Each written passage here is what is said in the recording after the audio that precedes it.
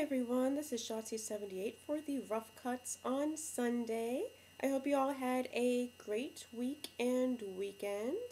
Today I'm going to be talking about a movie that I saw last night on Turner Classic Movies because most of you know I'm constantly watching that channel.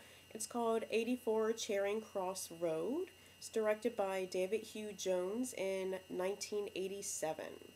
When Robert Osborne, who's the host of Turner Classic Movies, did the intro to this movie, he explained how this was a book by Helene Hanff, who was a New York City script reader and then became a writer. She wrote a book about her correspondence through mail of some people in England. She wrote a book about it, and then that book became a stage play. Mel Brooks loved it so much, and so did his wife, Anne Bancroft, and he bought the rights to the movie for her birthday. And so I just thought that was really sweet, and I stayed and I watched the movie, and I'm so happy that I did. This has to be one of the sweetest movies. What it is that you have a kind of poor, living hand-to-mouth script reader who's played by the late Anne Bancroft. In this story, you have Helene Hanff who's looking for out-of-print books, and so that's when she finds the address for 84 Charing Cross Road, and she writes to the bookstore Marks and Company, which is located in London, and then Mr. Dowell, who's played by Anthony Hopkins, receives the letter and he fills her order.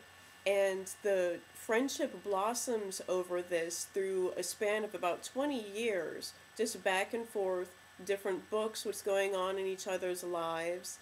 And it's very sweet, very heartwarming, and very touching, because it involves not only Helene Hanff's life and Mr. Dowell's life, but also their family, their co-workers, their friends. Everyone gets involved in these stories, because they're all kind of drawn in. Because the story begins in 1949, and it goes on through the 50s, the 60s, and then 1971. Anyone who's a fan of just reading in general, also letter writing, the four of you who've ever seen my other videos, you know how much I love letters and stationery and all that good stuff. So if you're really into literature and just love books and then talking to other people about books and just what's going on in your life, I think you'll really like this movie. Other people who are into more like action-based stories, this probably isn't the movie for you because nothing really happens. It's just a movie about people, their interactions, and just being nice to each other, being cordial. Even though you don't know the person personally, you can still build up a really good friendship and rapport, and find meaning in each other's just companionship, even if it's not physically with you. And this is it's a really, really great story. And it's definitely something that you should watch, especially now during the holiday time. And it goes through a lot of things that happened over the years. Like, I'm not familiar with English history. So at one point in time in the 50s, I guess for whatever reason, maybe you all had a war, I don't know what was going on, food was heavily rationed.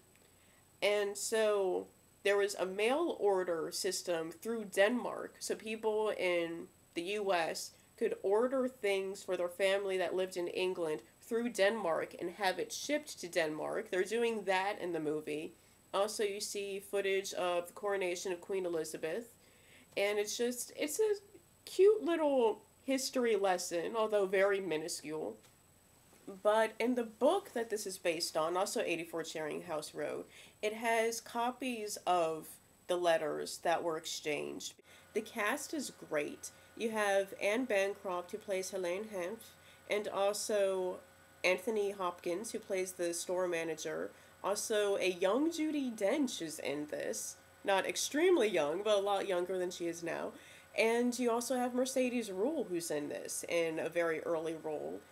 Also, in one of his first movie roles, you have James Eckhouse, who played the dad on 90210. So I just thought that was funny when I saw him in this. Another aspect that I find really cool about this is that it was completely shot in New York City and completely shot in London, England. So the actual characters in the movies, the Americans and the English, never have actual contact with each other during the filming. So I think that's a really cool aspect because it really holds the integrity of the movie because, in real life they didn't have any contact with each other either, aside from writing the letters back and forth.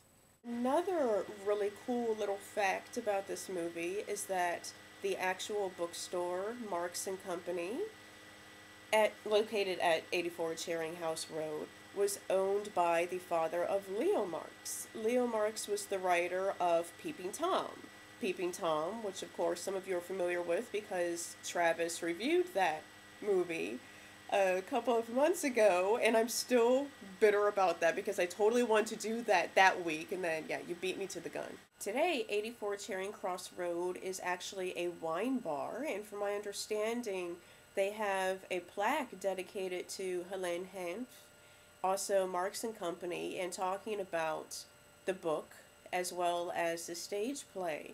And I just think it's really, really sweet how something, just as simple as writing letters can span over such a long period of time, also cross cultures and just friendships, and it's really, really great.